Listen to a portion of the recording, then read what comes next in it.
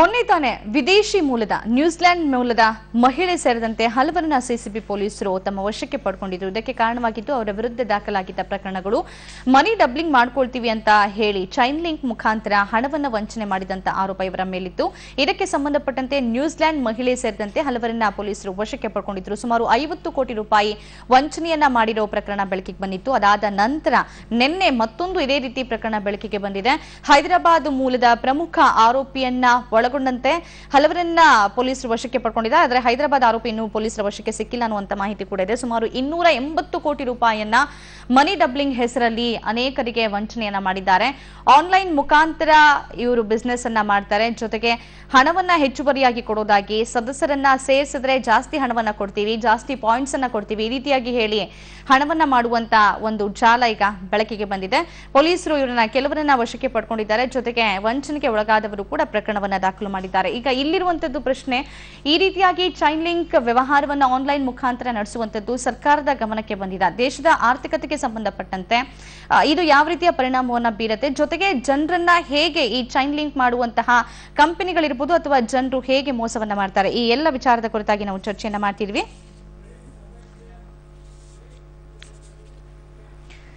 ನಮ್ಮ ಚರ್ಚೆಯಲ್ಲಿ ಅತಿಥಿಗಳು ಪಾಲ್ಗೊಳ್ತಾ ಇದ್ದಾರೆ. ಆರ್ಥಿಕ ತಜ್ಞರಾಗಿರುವಂತಹ ಕ್ರಾಸ್ಟ್ ಅವರು ನಮ್ಮ ಜೊತೆಗಿದ್ದಾರೆ. ನಮಸ್ಕಾರ ಸರ್, ಕಾರ್ಯಕ್ರಮಕ್ಕೆ ಸ್ವಾಗತ.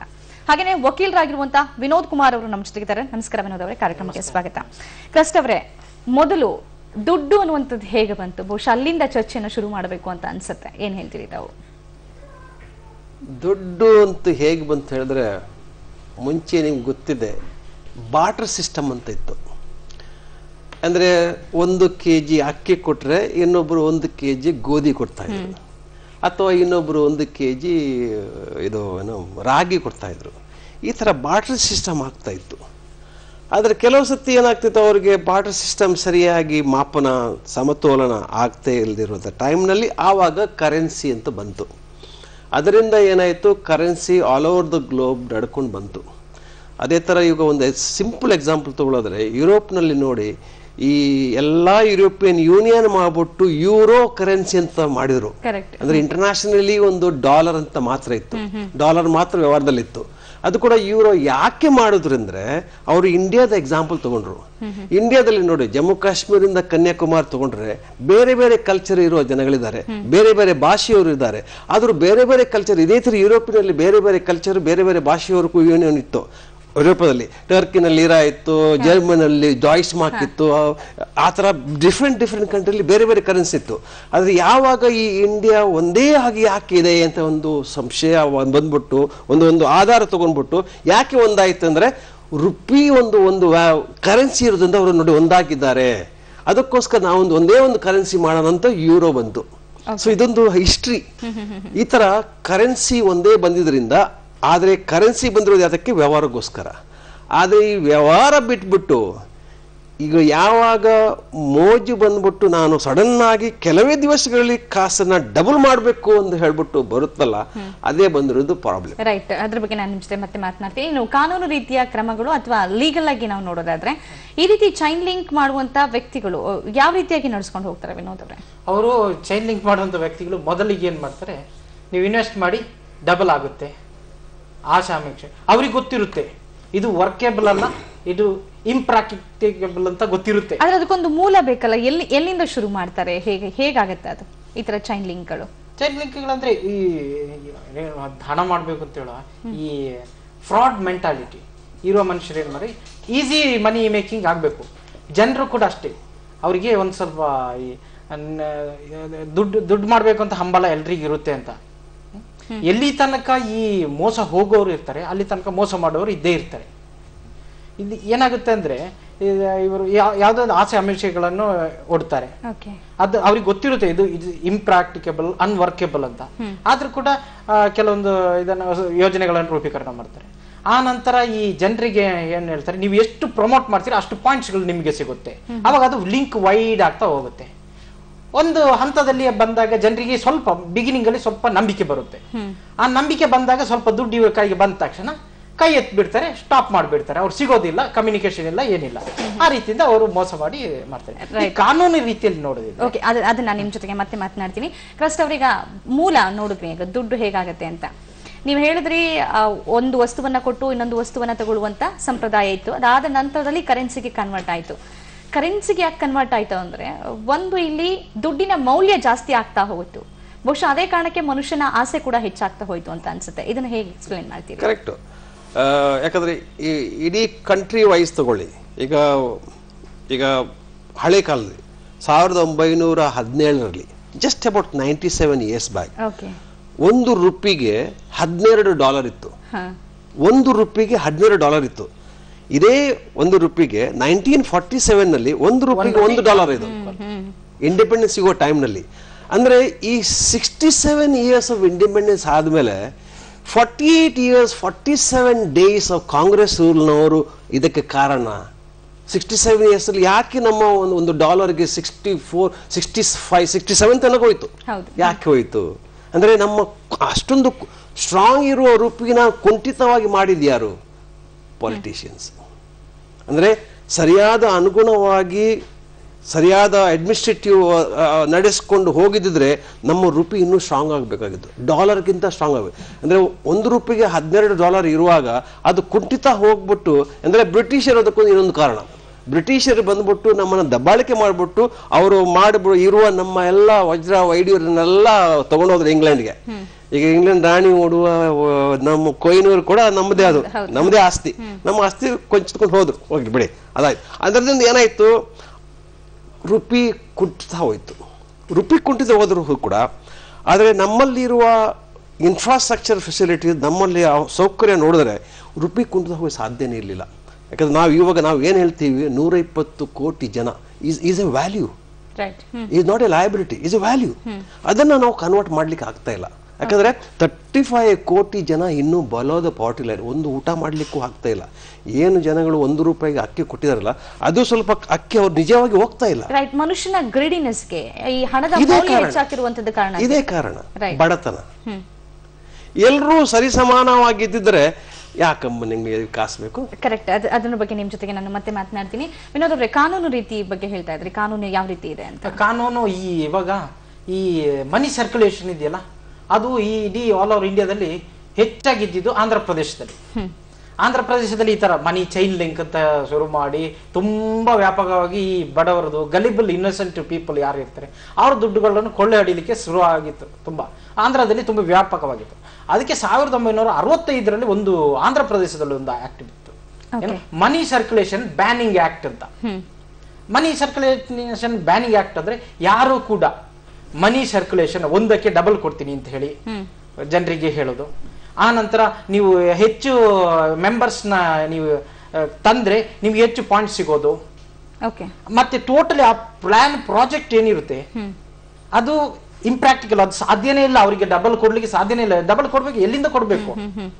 ಅಂತದೆಲ್ಲ ಇದ್ರೆ ಅದ್ ಬ್ಯಾನ್. ಅಂತ ಯಾರಾದ್ರೂ ಆಕ್ಟಿವಿಟೀಸ್ ನಡೆಸ್ತಾ ಇದ್ರೆ ಅವರಿಗೆ 3 ವರ್ಷ ಕಠಿಣ ಸಜೆ ಕೊಡ್ಬೇಕು ಮತ್ತು 5,000 ಫೈನ್ ಕೊಡ್ಬೇಕು. ಅದೊಂದು ಆಕ್ಟ್ ಆಂಧ್ರ ಪ್ರದೇಶದಲ್ಲಿ ಬಂದಿತ್ತು. ಆ ನಂತರ ಏನಾಯ್ತು, ಆಲ್ ಓವರ್ ಇಂಡಿಯಾ ಎಲ್ಲಾ ಕಡೆ ಪಸರಿಸ್ತಾ ಹೋಯ್ತು 1965 ನಂತರ. ಆ ಕಾರಣದಿಂದ ಇಂಡಿಯಾದಲ್ಲಿ ಒಂದು prize chits and money circulation banning act 1978 ಆ ಆಕ್ಟ್ ಅನ್ನು ತಂದ್ರು.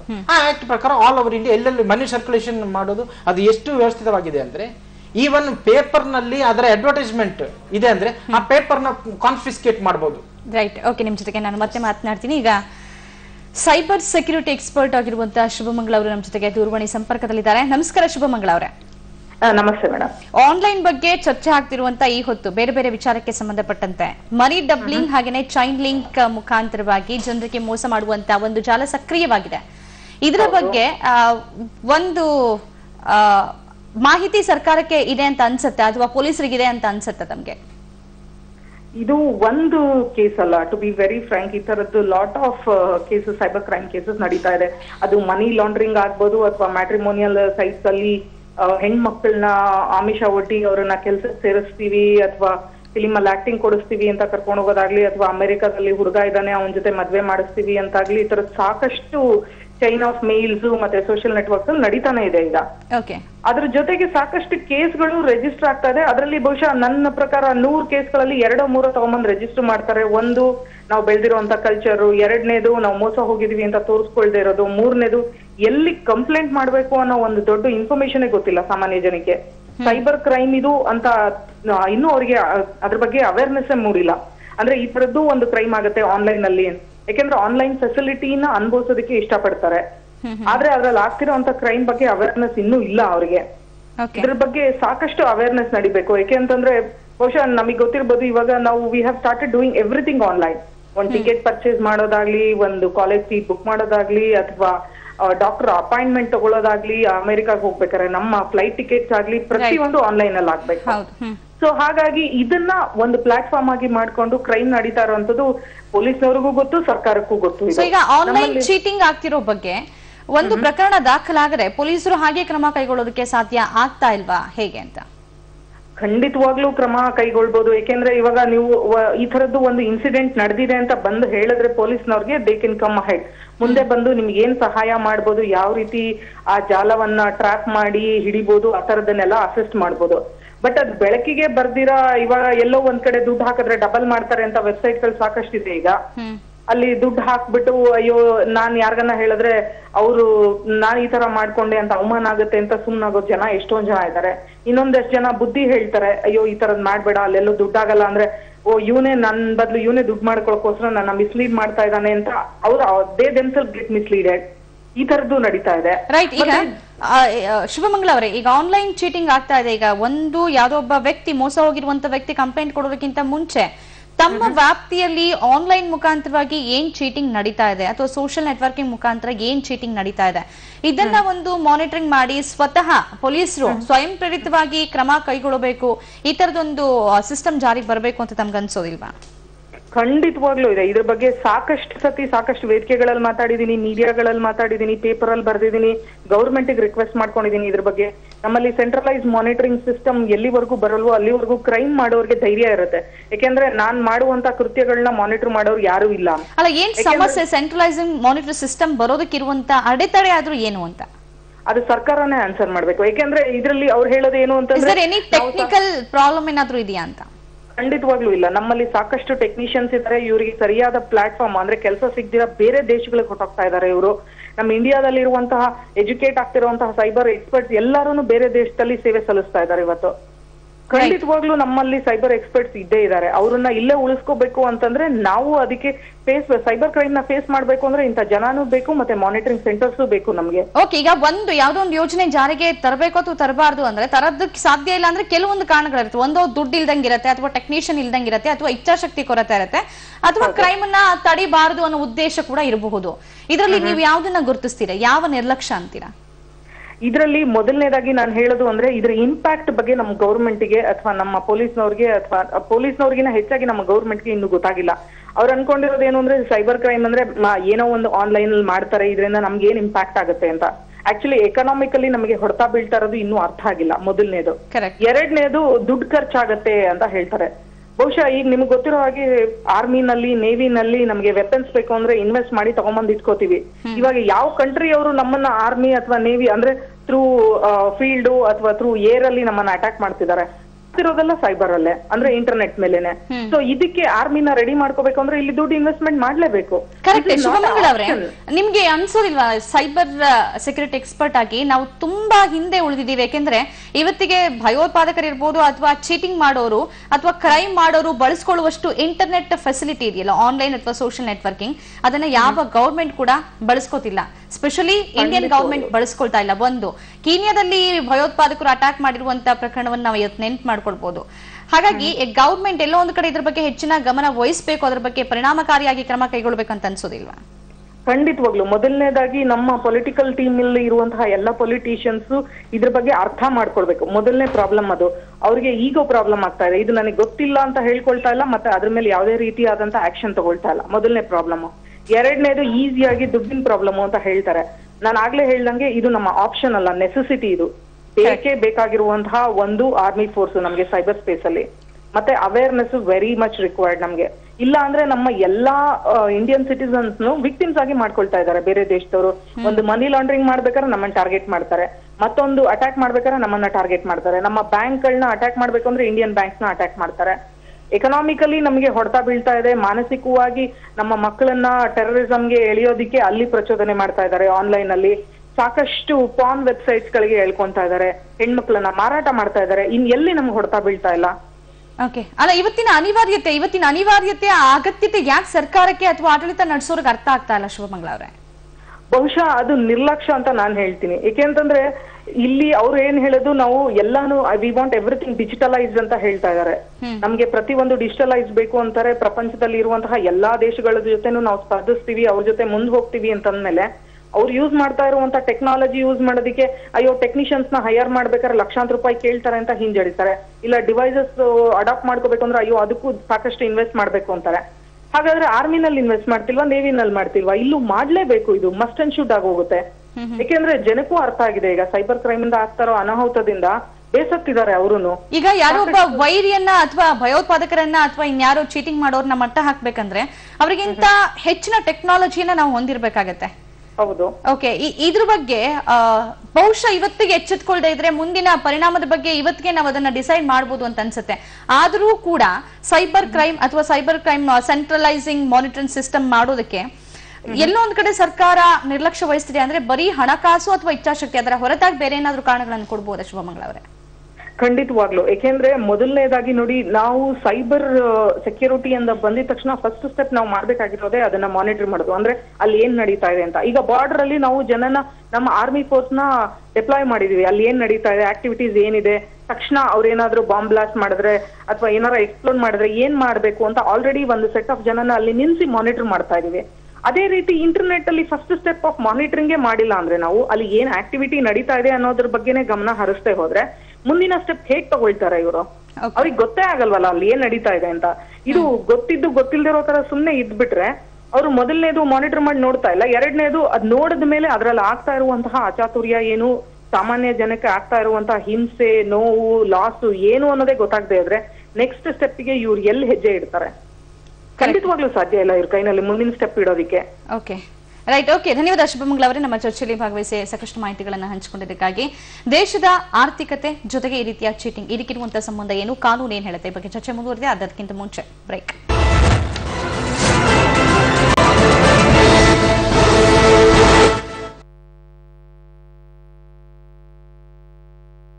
ಮಾಜಿ ಮುಖ್ಯಮಂತ್ರಿಗಳಾದ ಸನ್ಮಾನ್ಯ ಎಚ್.ಡಿ. ಕುಮಾರಸ್ವಾಮಿ ಅವರಿಗೆ ಹುಟ್ಟುಹಬ್ಬದ ಶುಭಾಶಯಗಳು. ಶುಭ ಕೋರುವವರು ವಿ ಶ್ರೀಧರ್, ಜೆಡಿಎಸ್ ತಾಲೂಕು ಅಧ್ಯಕ್ಷರು, ಹೊಸಕೋಟೆ. ದಪ್ಪಗಾಗಿದ್ದ ಕಾರಣ ಇಷ್ಟವಾಗಿರೋ ಡ್ರೆಸ್ ನ ಹಾಕೊಳಕ್ ಆಗ್ತಿರ್ಲಿಲ್ಲ. ನ್ಯೂಟ್ರಿ ಸ್ಲಿಮ್ ಇಂದ ಸ್ಲಿಮ್ ಆಗಿ ಈಗ ಎಲ್ಲಾ ಡ್ರೆಸ್ ಗಳನ್ನ ಹಾಕೊಳ್ತಿದ್ದೀನಿ. ಸ್ಲಿಮ್ ಆಗಲು ಆಯುರ್ವೇದ್ ನ್ಯೂಟ್ರಿ ಸ್ಲಿಮ್. ಸನ್ಮಾನ್ಯ ಶ್ರೀ ಎಚ್.ಡಿ. ಕುಮಾರಸ್ವಾಮಿ ಅವರಿಗೆ 56ನೇ ಹುಟ್ಟುಹಬ್ಬದ ಶುಭಾಶಯಗಳು. ಶುಭ ಕೋರುವವರು ಶ್ರೀ ಟಿ.ಎನ್. ಜವರಾಯಿಗೌಡ, ಅಧ್ಯಕ್ಷರು, ಯಶವಂತಪುರ ವಿಧಾನಸಭಾ ಕ್ಷೇತ್ರ, ಜೆಡಿಎಸ್, ಮತ್ತು ಶ್ರೀಮತಿ ಟಿ.ಎ. ಗಾಯತ್ರಿ ಜವರಾಯಿಗೌಡ, ಸದಸ್ಯರು, ಬಿಬಿಎಂಪಿ ವಾರ್ಡ್ 40, ದೊಡ್ಡಬಿದರಕಲ್ಲು. ನಾನು ದಿವ್ಯಾ. ಮಾಡೆಲ್ ಆಗ್ಬೇಕು ಅನ್ನೋದು ನನ್ ಡ್ರೀಮ್. ದಪ್ಪಗಾಗಿದ್ದ ಕಾರಣ ಸೆಲೆಕ್ಷನ್ ಆಗ್ತಿರ್ಲಿಲ್ಲ. ನನ್ ಫ್ಯಾಷನ್ ಕನ್ಸಲ್ಟೆಂಟ್ ನ್ಯೂಟ್ರಿ ಸ್ಲಿಮ್ ತಗೊಳ್ಳೋಕೆ ಸಜೆಸ್ಟ್ ಮಾಡಿದ್ರು. ನ್ಯೂಟ್ರಿ ಸ್ಲಿಮ್ ನಿಂದ ನಾನು ಸ್ಲಿಮ್ ಆಗಿದ್ದೇನೆ ಮತ್ತು ಮಾಡೆಲ್ ಆಗುವ ಕಾನ್ಫಿಡೆನ್ಸು ಹೆಚ್ಚಿದೆ. ಸ್ಲಿಮ್ ಆಗಲು ನ್ಯೂಟ್ರಿ ಸ್ಲಿಮ್. ಸನ್ಮಾನ್ಯ ಎಚ್.ಡಿ. ಕುಮಾರಸ್ವಾಮಿ ಮತ್ತು ಸನ್ಮಾನ್ಯ ಎಚ್.ಡಿ. ರೇವಣ್ಣ ಅವರಿಗೆ ಜನ್ಮದಿನದ ಹಾರ್ದಿಕ ಶುಭಾಶಯಗಳನ್ನ ಕೋರುವವರು ಎಸ್.ಟಿ. ಆನಂದ್ ರವರು ಮತ್ತು ರಾಜಾಜಿನಗರ ಕ್ಷೇತ್ರದ ಜೆಡಿಎಸ್ ಕಾರ್ಯಕರ್ತರು.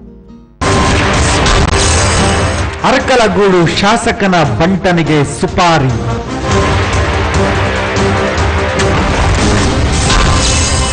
ಜೊತೆಗಿದ್ದ ಸ್ನೇಹಿತನನ್ನೇ ಮುಗಿಸಿದರು.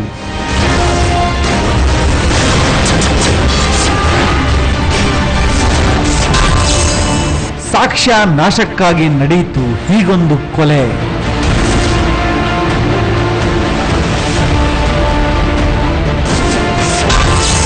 ನ್ಯಾಯ ಎಲ್ಲಿದೆ? ಸತ್ಯ ಹೇಳುವಂತಿಲ್ಲ. ವಿಟ್ನೆಸ್ ಇಂದು ಬೆಳಗ್ಗೆ 11:30ಕ್ಕೆ.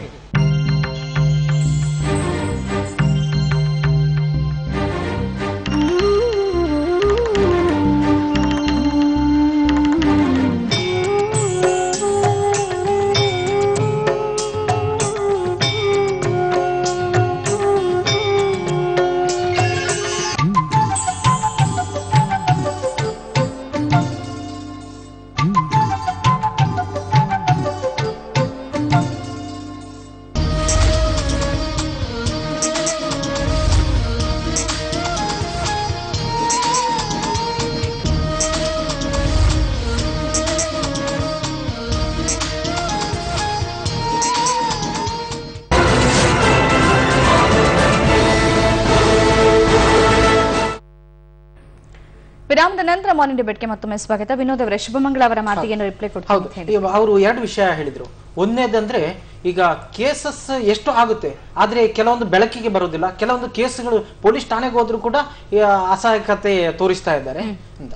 ಅದು ಮತ್ತೆ ಸರ್ಕಾರ ಹೆಚ್ಚಿಕೊಳ್ಬೇಕು ಅಂತ ನಾನು ಹೇಳುದು. 1978ರಲ್ಲಿ ಮಾಡಿದ ಆಕ್ಟ್ ಇದೆಯಲ್ಲ, ಅದೇ ಸ್ಪೆಸಿಫಿಕಲಿ ಹೇಳುತ್ತೆ, ಏನು ಕಂಪ್ಲೇಂಟ್ ಯಾರು ಕೊಡ್ಬೇಕಾಗಿಲ್ಲ, ಪೊಲೀಸರೇ ಸೋಮೋಟೋ ಕೇಸ್ ತಗೊಳ್ಬಹುದು, ರಿಜಿಸ್ಟರ್ ಮಾಡಬಹುದು. ಮತ್ತೆ ಇದು ಕಾಗ್ನಿಸಬಲ್ ಅಫೆನ್ಸ್, ಇದು ಯಾವುದೇ ಪರ್ಮಿಷನ್ ಇಲ್ದೇನೆ ಸರ್ಚ್ ಮಾಡಬಹುದು, ಸೀಸರ್ ಮಾಡಬಹುದು. ಈಗ ಪೊಲೀಸರಿಗೆ ಒಂದು ನ್ಯೂಸ್ ಬಂತು, ಇಂಥ ಕಚೇರಿಯಲ್ಲಿ ಕೂತು ಇದು ಮನಿ ಇಂಥ ಆಕ್ಟಿವಿಟೀಸ್ ಮಾಡ್ತಾ ಇದ್ದಾರೆ ಅಂತ ಗೊತ್ತಾದ್ರೆ ಪೊಲೀಸರು ವಿದೌಟ್ ವಾರಂಟ್ ಡೈರೆಕ್ಟ್ ಆಗಿ above the not below the rank of sub ಇನ್ಸ್ಪೆಕ್ಟರ್ಗಿಂತ ಮೇಲಿನ ಅಧಿಕಾರಿಗಳು ಯಾರು ಕೂಡ ಯಾವುದೇ ಕಚೇರಿಯಲ್ಲಿ ಇಂಥ ಆಕ್ಟಿವಿಟೀಸ್ ನಡೀತಾ ಇದೆ ಅಂದ್ರೆ ಸೀದಾ ಹೋಗಿ ಎಲ್ಲ ಡಾಕ್ಯುಮೆಂಟ್ಸ್ ಸೀಸ್ ಮಾಡಬಹುದು, ಅರೆಸ್ಟ್ ಮಾಡಬಹುದು ಅಂತ ಪ್ರೊವಿಷನ್ ಈ ಕಾನೂನಲ್ಲಿ ಇದೆ. 78ರಿಂದನೇ ಇದೆ, ಆದ್ರೆ ಅದನ್ನು ಉಪಯೋಗಿಸ್ತಾ ಇಲ್ಲ. ಯಾತಕ್ಕಂದ್ರೆ ಈ ಲೆಥರ್ಜಿಕ್ ಬಿಹೇವಿಯರ್. ನೀವೇ ಈಗ ಒಂದು ಕೇಸ್, ನನ್ಗೆ ಯಾರೋ ಚೀಟಿಂಗ್ ಮಾಡಿದ್ದಾರೆ ಅಂತ ಪೊಲೀಸ್ ಸ್ಟೇಷನ್ಗೆ ಹೋದ್ರೆ ಕೂಡಲೇ ಅದಕ್ಕೆ ಕಾರ್ಯಪ್ರವೃತ್ತರಾಗಬೇಕು. ಅದು ಬಿಟ್ಟು ಇಲ್ಲ ಇದು ಚೀಟಿಂಗ್ ಬರೋದಿಲ್ಲ, ನೀವ್ ಯಾಕೆ ಕೊಡ್ಲಿಕ್ಕೆ ಹೋದ್ರಿ ಅಂತ ಕಂಪ್ಲೇಂಟ್ಗೆ ಬೈಯುವಂತ ಪರಿಸ್ಥಿತಿ ಹೆಚ್ಚಾಗಿದೆ ಈಗ. ಇದಕ್ಕೂ ಕೂಡ ಕಾರಣ ಹೌದು, ಇದೇ ಕಾರಣ, ಲೆಥಾರ್ಜಿಕ್ ಬಿಹೇವಿಯರ್ ಇದು ಇವರೆಲ್ಲ ಮೇಲೆ ಬರ್ಲಿಕ್ಕೆ ಕಾರಣ. ರೈಟ್, ನಿಮ್ ಜೊತೆಗೆ ಮತ್ತೆ ಮಾತನಾಡ್ತೀನಿ. ಕ್ರಸ್ಟ್ ಅವರೇ, ನೀವು ಆಗಲೇ ಮಾತನಾಡ್ತಾ ಹೇಳ್ತಿದ್ರಿ ಮನುಷ್ಯನ ಗ್ರೇಡಿನೆಸ್ ಬಗ್ಗೆ, ಆಸೆ ಬಗ್ಗೆ ಹೇಳ್ತಿದ್ರಿ. ಅದರ ಆಚೆಗೆ ಒಂದು ಆರ್ಥಿಕತೆಯನ್ನು ಇಟ್ಕೊಂಡು ನೋಡೋದಾದ್ರೆ ಇವತ್ತಿನ ನಮ್ಮ ಸಮಾಜದ ಪರಿಸ್ಥಿತಿ ಇದೆಯಲ್ಲ, ಬಡವರು ಹಾಗೆಯೇ ಶ್ರೀಮಂತರ ನಡುವಿನ ಅಂತರ ಜಾಸ್ತಿ ಆಗ್ತಾನೆ ಹೋಗ್ತಾ ಇದೆ ಹೊರತು ಕಡಿಮೆ ಆಗ್ತಿಲ್ಲ. ಬಹುಶಃ ಇದು ಕೂಡ ಮನುಷ್ಯ ಅತಿ ಬೇಗ ಹಣವನ್ನ ಮಾಡಬೇಕು, ಮನಿ ಡಬ್ಲಿಂಗ್ ಇರ್ಬೋದು ಅಥವಾ ಇನ್ಯಾವುದೋ ಮೂಲಕ ಹಣ ಮಾಡಬೇಕು ಅನ್ನೋದಕ್ಕೆ ಕಾರಣ ಅಂತ ಅನ್ಸುತ್ತಾ? ಖಂಡಿತವಾಗಿ. ಈಗ ನಮ್ಮ 120 ಕೋಟಿ ಜನದಲ್ಲಿ ಎಷ್ಟು ಜನ ಇನ್ಕಮ್ ಟ್ಯಾಕ್ಸ್ ಕಟ್ತಾರೆ ಗೊತ್ತಾ? 2.86%. ಓನ್ಲಿ 2.86%. ಅಂದರೆ ಈ ಥರ ಇನ್ಕಮನ್ನು ಡಿಕ್ಲೇರ್ ಮಾಡೋರು. ಲಾಸ್ಟ್ ಚಿದಂಬರಂ ಬಜೆಟ್ ಕೊಡುವಾಗ ಕೂಡ ಹೇಳಿದ್ರು, ನಮ್ಮ ಇಡೀ ಭಾರತ ದೇಶದಲ್ಲಿ 38,200 ಜನ ಮಾತ್ರ 1 ಕೋಟಿಗಿಂತ ಜಾಸ್ತಿ ಇನ್ಕಮ್ ಡಿಕ್ಲೇರ್ ಮಾಡ್ತಾರೆ. ಅಂದ್ರೆ 120 ಕೋಟಿನಲ್ಲಿ 38,200 ಜನ ಮಾತ್ರ. ಓಕೆ, ನಿಮ್ಮ ಜೊತೆಗೆ ಮಾತನಾಡ್ತೀನಿ. ಸಾರ್ವಜನಿಕರು ಕೂಡ ನಮ್ಮ ಚರ್ಚೆಯಲ್ಲಿ ಪಾಲ್ಗೊಳ್ತಾ ಇದ್ದಾರೆ.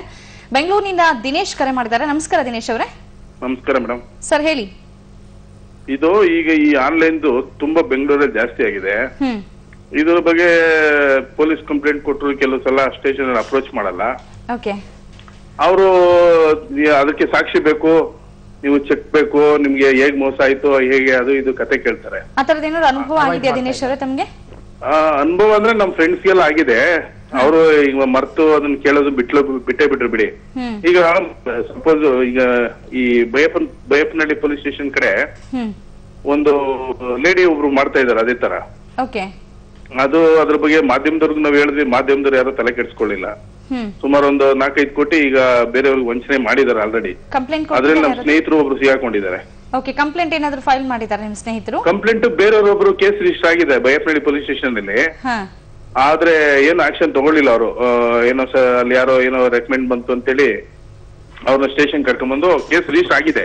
420 ಕೇಸ್ ರಿಜಿಸ್ಟರ್ ಆಗಿದೆ. ಹೇಗೆ ಆನ್ಲೈನ್ ಮುಖಾಂತರವೇ ಅವರು ಮಾಡ್ತಿರೋದ ಬಿಸ್ನೆಸ್? ಅದೇ ಆನ್ಲೈನ್ ಅಲ್ಲಿ ನಾನು ಶೇರ್ ಮಾರ್ಕೆಟ್ ಅಲ್ಲಿ ಟ್ರೇಡಿಂಗ್ ಮಾಡ್ತೀನಿ ಅಂತೇಳಿ ದುಡ್ಡು ತಗೊಳ್ಳೋದು ನಮ್ಮ ಹತ್ರ. 10%, 20% ಮಂತ್ಲಿ ಕೊಡ್ತೀನಿ ಅಂತೇಳಿ ತಗೊಳ್ಳೋದು. ಅದನ್ನ ತೋರ್ಸೋದು ಇದು ಸಿಸ್ಟಮ್ ಅಲ್ಲಿ, ಲ್ಯಾಪ್ಟಾಪ್ ಅಲ್ಲಿ ತೋರ್ಸೋದು, ನೋಡಿ ಇಲ್ಲಿ ಮಾಡ್ತಾ ಇದ್ದೀನಿ ನಾನು, ಈಗ ಬರ್ತಾ ಇದೆ ಹಾಗೆ ಹೀಗೆ ಅಂತ. ಅದ್ರನ್ನ ಜನಗಳಿಗೆ ನಂಬಿಸಿ ದುಡ್ಡು ತಗೊಳ್ಳೋದು. 1 ಲಕ್ಷ 2 ಲಕ್ಷ ಅವ್ರಿಗೆ ಸೆಕ್ಯೂರಿಟಿ ಡೆಪಾಸಿಟ್ಗೆ ಚೆಕ್ ಕೊಡೋದು, ಆ ಚೆಕ್ ನ ಪೇಮೆಂಟ್ ಸ್ಟಾಪ್ ಮಾಡಿಸೋದು, ಈ ತರ ಎಲ್ಲ ಮಾಡ್ತಾರೆ. ಅದ್ರ ಬಗ್ಗೆ ಒಂದು ಆಲ್ರೆಡಿ 420 ಕೇಸ್ ರಿಜಿಸ್ಟರ್ ಆಗಿದೆ.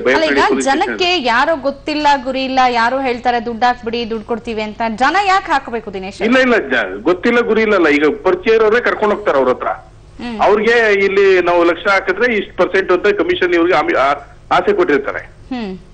ಹಾಗಾಗಿ ಇದು ಜನ ಏನಾಗ್ತದೆ, ನಮ್ಗೊಂದು 10,000 ಸಿಗುತ್ತಲ್ಲ ಅಂತೇಳಿ ಆಸೆಗೆ ತಗೊಂಡೋಗಿ ಹಾಕ್ಬಿಡ್ತಾರೆ. ಈ ತರ ಪ್ರಾಬ್ಲಮ್ಗೆ ಬೇರೆ ಏನಾದ್ರು ಸೊಲ್ಯೂಷನ್ ಕಂಡುಹಿಡಿಯೋದು ಉತ್ತಮ ಅಂತ ಅಲ್ಲಿ ಕುಂತಿರೋಂತ ಇವ್ರಿಗೆ ಸಜೆಷನ್ ಕೊಡೋಂತವ್ರಿಗೆ ನನ್ನ ಸಲಹೆ ಏನು ಅಂದ್ರೆ, ಪೊಲೀಸ್ ಸ್ಟೇಷನ್ ನಲ್ಲಿ ಕಂಪ್ಲೇಂಟ್ ಕೊಟ್ರೆ ಅದು ಇಮಿಡಿಯೇಟ್ ಆಗಿ ಆಕ್ಷನ್ ತಗೋಬೇಕು. ಇಲ್ಲೇನ್ ಹೇಳ್ತಾರೆ, ನೀವು ಮೋಸ ಹೋಗಿರ ಅಂತ ಏನ್ ಪ್ರೂಫ್? ನೀವ್ ಬಾಯಿ ಮಾತಲ್ಲಿ ಹೇಳ್ಬೋದು, ನಿಮ್ ಮೇಲೆ ಅವ್ರ ಮೇಲೆ ನಿಮ್ ದ್ವೇಷ ಇರ್ಬೋದು ಅನ್ನೋ ಒಂದು ಚಿಟ್ ಚಾಟ್ ಮಾಡೋ ತರ ಮಾತಾಡ್ತಾರೆ. ಅದಾಗದ್ ಬೇಡ. ಅದನ್ನ ಕರೆಕ್ಟ್ ಆಗಿ ತಗೊಂಡು ಫಾರ್ಮ್ ಅದೇನಿದೆ ಹೋಗಿ ಅವರು ಸಿಸ್ಟಮ್ ಅಲ್ಲಿ ಚೆಕ್ ಮಾಡಿದ್ರೆ ಅವ್ರು ಸಿಕ್ಕಾಕೊಳ್ತಾರೆ. ಈಗ ಒಬ್ರು ಚೆಕ್ ನನ್ನ ಹತ್ರ ಇರ್ಬೇಕಾದ್ರೆ ಅವ್ರು ಕೊಟ್ಟಿದ್ರೆ ಮಾತ್ರ ನನ್ನ ಹತ್ರ ಇರಕ್ ಸಾಧ್ಯ. ಅವ್ರು ಕೊಡದೇನೆ ಮಾತ್ರ ಚೆಕ್ ಬರಕ್ ಸಾಧ್ಯ ನೀವು ಓವರ್ ಆಲ್ ಹೇಳ್ತಾ ಇರೋದು ಪೊಲೀಸರು ಆದಷ್ಟು ಬೇಗ ಕ್ರಮ ಕೈಗೊಳ್ಬೇಕು, ಅವ್ರು ನಿರ್ಲಕ್ಷ್ಯ ಮಾಡಬಾರ್ದು ಅಂತ ಅಲ್ವಾ? ರಿಜಿಸ್ಟರ್ ಮಾಡಿದ್ರು, ಕರ್ಕೊಂಡ್ಬಂದ್ರು ಲೇಡಿನ, ಸಂಜೆವರೆಗೂ ಇಟ್ಕೊಂಡು ಸಂಜೆ ಆದ್ಮೇಲೆ ಮನೆಗೆ ಕಳಿಸಿದ್ರು. ಅವಾಗ ಅವ್ರಿಗೆ ಏನ್ ಭಯ ಬರುತ್ತೆ? ಏನು ಭಯ ಬರಲ್ಲ. ರೈಟ್, ಓಕೆ, ಧನ್ಯವಾದ ದಿನೇಶ್ ಅವರೇ ಕರೆ ಮಾಡಿ ತಮ್ಮ ಅಭಿಪ್ರಾಯಗಳನ್ನ ಹಂಚಿಕೊಂಡಿದ್ದಕ್ಕಾಗಿ. ಬಡವರು ಹಾಗೆಯೇ ಶ್ರೀಮಂತರ ನಡುವಿನ ಅಂತರದ ಬಗ್ಗೆ ಹೇಳ್ತಾ ಇದ್ರಿ ಕ್ರಾಸ್ಟ್ ಅವರು. ಹೌದು, ಇದರಿಂದ ಏನಾಗ್ತಾ ಇದೆ ಜನಗಳಿಗೆ, ಈಗ ಫೋನ್ ಮಾಡಿದ್ರು ಹೇಳಿದ ಪ್ರಕಾರ ಜನಗಳಿಗೆ ತಮ್ಮ ಇರುವ ಕಾಸ್ಟ್ನಲ್ಲಿ ಅದನ್ನು ಯಾವ ರೀತಿ ಅದರಲ್ಲಿ ಉತ್ಪತ್ತಿ ನಾನು ಮಾಡ್ಲಿಕ್ಕೆ ಸಾಧ್ಯ ಇದೆ ಅಂತ ಹೇಳ್ಬೋದು ವಿವಿಧವಾದ ರೀತಿಗಳನ್ನ ನೋಡ್ತಾರೆ. ಕೆಲವರು ಬಂಗಾರ ತಗೊಳ್ತಾರೆ, ಅದರ ಕೆಲವು ಮಾರ್ಕೆಟ್ ನಲ್ಲಿ ಕಮ್ಮಿ ಆಗುತ್ತೆ, ಜಾಸ್ತಿ ಆಗುತ್ತೆ. ಕೆಲವು ಶೇರ್ ಮಾರ್ಕೆಟ್ ಇನ್ವೆಸ್ಟ್ ಮಾಡ್ತಾರೆ, ಕೆಲವರು ಬ್ಯಾಂಕ್ ನಲ್ಲಿ ಇಟ್ಬಿಟ್ಟು ಆರಾಮಾಗಿ ನನಗೆ ಎಷ್ಟೇ ಬಂದ್ರೆ ಸಾಕಪ್ಪ ಅಂತ ಹೇಳ್ಬಿಟ್ಟು ಇರ್ತಾರೆ. ಆದ್ರೆ ಈ ಶೇರ್ ಮಾರ್ಕೆಟ್ ಮತ್ತೆ ಈ ತರ ಚೀಟಿಂಗ್ ಕೇಸ್ಗಳು ಇವಾಗ ನಾವು ಫೋನ್ ಮಾಡಿದ್ರು ಹೇಳಿದ ಪ್ರಕಾರ ಏನಿದೆ ಅಂದ್ರೆ, ಅವ್ರು ಶೇರ್ ಮಾರ್ಕೆಟ್ ನಲ್ಲಿ ಹಾಕಿ ನನಗೆ ವರ್ಷಕ್ಕೆ 10% ನಾನು ಕಾನ್ಸ್ಟೆಂಟ್ ಆಗಿ ನಾನು ನಿಮಗೆ ಇನ್ಕಮ್ ಕೊಡ್ತೀನಿ ಅಂತ ಹೇಳ್ಬಿಟ್ಟು ಅದು ಶೇರ್ ಮಾರ್ಕೆಟ್ ಮೇಲೆ ಹೊಂದಿಕೊಂಡಿರುತ್ತದೆ. ಅದು ಚೀಟಿಂಗ್ ಕೇಸಾ ಇಲ್ವಾ ಅಂತ ಗೊತ್ತಿಲ್ಲ. If A person is an expert and if she is taking money, if any person ಅದನ್ನ ನಾನು ಹಾಕ್ಬಿಟ್ಟು ನೋಡಿ ಖಂಡಿತವಾಗಿ ಕೊಡ್ತೀನಿ, ಗ್ಯಾರಂಟಿಯಾಗಿ ಚೆಕ್ ಕೊಡ್ತೀನಿ ಅಂತ ಹೇಳಿದ್ಮೇಲೆ ಅದು ಶೇರ್ ಮಾರ್ಕೆಟ್ ಅಂದ್ರೆ ಶೇರ್ ಮಾರ್ಕೆಟ್ ಇವಾಗ ಕಳೆದ 3 ವರ್ಷದಿಂದ ಬಿದ್ದೋಗಿತ್ತು. ಇವಾಗ 22,000 ಮೇಲೆ ಶೇರ್ ಮಾರ್ಕೆಟ್ ಹೋಗ್ಬಿಡಿ. ಇವಾಗ ಏನು ಉತ್ಪತ್ತಿ ಬರ್ಲಿಕ್ಕೆ ಶುರು ಆಗಿದೆ. ಆದ್ರೆ ಇದನ್ನ ಅವರ ಅನುಗುಣವಾಗಿ ಮಾಡಿ ಕೊಡ್ತಾರೋ ಅಥವಾ ನಿಜವಾಗಿ ಚೀಟಿಂಗ್ ಕೇಸ್ ಸ್ವಲ್ಪ ಕಷ್ಟ ಆಗುತ್ತೆ. ಒಂದು ಮೋಸ ಮಾಡೋರ ಬಗ್ಗೆ ಒಂದು ಚರ್ಚೆ ಮಾಡಬೇಕು. ಅದರ ಆಚೆಗೆ ಮೋಸ ಹೋಗುವಂತ ಪರಿಸ್ಥಿತಿ ಈಗ ನಾವು ನೋಡಬಹುದು. ಆದಾಯ ಜಾಸ್ತಿ ಆಗ್ತಿಲ್ಲ, ಒಂದ್ ಕಡೆ ಹಣದುಬ್ಬರ ಆಗ್ತಾ ಇದೆ, ಇನ್ನೊಂದು ಕಡೆ ಸಾಕಷ್ಟು ಸಮಸ್ಯೆ ಆಗಿದೆ, ನಿರುದ್ಯೋಗದ ಸಮಸ್ಯೆ ಕಾಡ್ತಾ ಇದೆ. ಇದೆಲ್ಲದರ ಆಚೆಗೆ ಆದಾಯ ಜಾಸ್ತಿ ಆಗ್ತಾ ಇಲ್ಲ, ಖರ್ಚು ಜಾಸ್ತಿ ಆಗ್ತಿದೆ. ಇದಕ್ಕೆ ಏನೋ ಒಂದು ಮಾಡ್ಲೇಬೇಕು. ಒಂದು ಫ್ಯಾಮಿಲಿ ಕಮಿಟ್ಮೆಂಟ್ ಇರ್ಬೋದು ಅಥವಾ ಎಜುಕೇಶನ್ ಇರ್ಬೋದು. ಎಜುಕೇಶನ್ ಹಾಗೇನೆ ಹೆಲ್ತ್ ಇವತ್ತಿಗೆ ಸೇವೆಯಾಗಿ ಉಳ್ಕೊಂಡಿಲ್ಲ, ಅದು ಕಮರ್ಷಿಯಲೈಸ್ ಆಗಿದೆ. ಜೊತೆಗೆ ಗ್ಲೋಬಲೈಸೇಷನ್ ಕೂಡ ಇಲ್ಲಿ ನಾವು ಇನ್ವಾಲ್ವ್ ಮಾಡಬಹುದು ಅಂತ ಅನ್ಸುತ್ತೆ. ಈ ಎಲ್ಲ ಪಾಯಿಂಟ್ಸ್ ಇಟ್ಕೊಂಡು ಏನ್ ಹೇಳ್ತೀರಿ?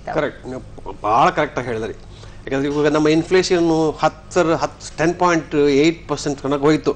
ಅಂದ್ರೆ ನೀವು ನಿಮ್ಗೆ ಇಲ್ಲಿ ಇಂಟ್ರೆಸ್ಟ್ 8% ಸಿಕ್ಕಿದ್ರೆ ಇನ್ಫ್ಲೇಷನ್ ನೀವು 10.8% ಹೋದ್ರೆ ನಿಮ್ಮ ಹತ್ರ ಕಾಸು ಇಲ್ಲಿ ಉಳಿತು. ಸೊ ಖರ್ಚು ಮಾಡ್ಲಿಕ್ಕೆ ಕಾಸಿಲ್ಲ. ಆದ್ರೆ ಇವಾಗ ನಮ್ಮ ಅರುಣ್ ಜೇಟ್ಲಿ ಅವರು ಏನ್ ಹೇಳ್ತಂದ್ರೆ, ನೀವು ಖರ್ಚು ಮಾಡ್ಲಿಕ್ಕೆ ನಾನು ಇನ್ಕಮ್ ಟ್ಯಾಕ್ಸ್ ಸ್ಲ್ಯಾಬ್ ಅನ್ನ ಜಾಸ್ತಿ ಮಾಡ್ಬಿಟ್ಟು ನೀವು ಖರ್ಚು ಮಾಡಿ, ಖಾಲಿ ಸಂಪಾದನೆ ಮಾಡಿ ಸೇವ್ ಮಾಡಿ ಮಾತ್ರ ಇಲ್ಲ, ಸೇವ್ ಕೂಡ ಮಾಡಿ. ಅಂದ್ರೆ common people have to save and spend money. ಆವಾಗನೇ ಇಕಾನಮಿ ಬೆಳೆಯುವುದು. ಅದನ್ನ ಇವಾಗ ಪ್ರಯೋಜನ ಮಾಡಿ ಕೊಡ್ತೀನಿ ಅಂದ್ಬಿಟ್ಟು ಇವಾಗ ಹೇಳಿದಾರೆ, ಪ್ರಾಮಿಸ್ ಮಾಡಿದ್ರೆ ನೋಡೋಣ, ಬಜೆಟ್ ಬರುವ ತನಕ ನೋಡೋಣ. ಆದ್ರೆ ಇಷ್ಟು ದಿವಸ ಏನಾಯ್ತು, ಬಿಕಾಸ್ ಇನ್ಫ್ಲೇಷನ್ GDP ಗ್ರೋತ್ ಅಂದ್ರೆ 8.4% GDP ಗ್ರೋತ್ ಇರುವುದು 4.8% ಬಂತು. GDP ಗ್ರೋತ್ ಕಮ್ಮಿ ಆದಾಗ ಹಣ ಚಲಾವಣೆ ಕಮ್ಮಿ ಆಯ್ತು. ಆವಾಗ ನೋಡಿ ಈ ಕ್ರಿಮಿನಲ್ ಆಕ್ಟಿವಿಟಿ ಬರೋದು ಸಹಜ. ಜನಗಳಿಗೆ ಅಯ್ಯೋ ನಮ್ಮ ಕಾಸು ಏನು ಬೆಳೀತಾ ಇಲ್ಲ, ಅಗತ್ಯ ಕೂಡ ಆಗಿರುತ್ತೆ ಕೆಲವು. ಹೌದು ಹೌದು, ಇನ್ಫ್ಲೇಷನ್ ಜಾಸ್ತಿ ಆದಾಗ ನೀವು ಈಗ ಟೊಮೆಟೊ ನೋಡಿ, ನಿಮ್ಗೆ ಟೊಮೆಟೊ 10-20 ರೂಪಾಯಿ ಸಿಗೋ ಟೊಮೆಟೊಗೆ ನೀವು 60-80 ರೂಪಾಯಿ ತಗೊಟ್ರೆ, ಆದ್ರೆ ಇವಾಗ ಫುಡ್ ಏನು ಕಮ್ಮಿ ಆಗೋದು. ಈಗ ಮೊನ್ನೆ ತಾನು ನೋಡಿ ಬೀನ್ಸ್ ಗಳಿಗೆ 20 ರೂಪಾಯಿ 30 ರೂಪಾಯಿ, ಅದ್ರ ಮುಂಚೆ ಎಷ್ಟಿತ್ತು 80 ರೂಪಾಯಿ ಇತ್ತು. ಅಂದ್ರೆ ಪಾಪ ಅವನ ಸ್ಯಾಲ್ರಿ ಮೇಲೆ ಕೆಳಗೆ ಆಗಲ್ಲ, ಸ್ಯಾಲ್ರಿ ಅಷ್ಟೇ ಸಿಗುತ್ತೆ. ಆ ಸ್ಯಾಲ್ರಿ ಒಳಗೆ ಅವನು ಜೀವನ ಮಾಡ್ಬೇಕು, ಮಕ್ಕಳಿಗೆ ಸ್ಕೂಲ್ ಫೀಸ್ ಕೊಡ್ಬೇಕು. ನೀವೇ ಹೇಳ್ದಂಗೆ ಬೇರೆ ದೇಶದಲ್ಲಿ education is free, education and health also free, is free, health is free. Correct. ಆದ್ರೆ ನಮ್ಮಲ್ಲಿ ಇರುವ 120 ಕೋಟಿ ಜನಕ್ಕೆ ಎಜುಕೇಶನ್ ಫ್ರೀ ಅಂತ ಹೇಳಿದ್ರೆ ಅಲ್ಲಿ ಬೊಕ್ಕಸಲ್ಲಿ ಕಾಸಿಲ್ಲ. ಆದ್ರೆ ಬೊಕ್ಕಸಲ್ಲಿ ಕಾಸು ಯಾವ ರೀತಿ ಬರುತ್ತೆ? ಸರಿಯಾದ ಡೆವಲಪ್ಮೆಂಟ್ ಆದ್ರೆ. ಡೆವಲಪ್ಮೆಂಟ್ ಮಾಡ್ಬೇಕಾದ್ರೆ ಕರಪ್ಷನ್ ಹೋಗ್ಬೇಕು, ಸ್ವಿಸ್ ಮನಿ ಹೋಗೋದು ಸ್ಟಾಪ್ ಆಗ್ಬೇಕು. ಯಾಕಂದ್ರೆ ಎಷ್ಟು ನಾವು ಚಲಾವಣೆ ಇವಾಗ ನಮ್ಮದ economy may be 11 lakhs crores our budget of country.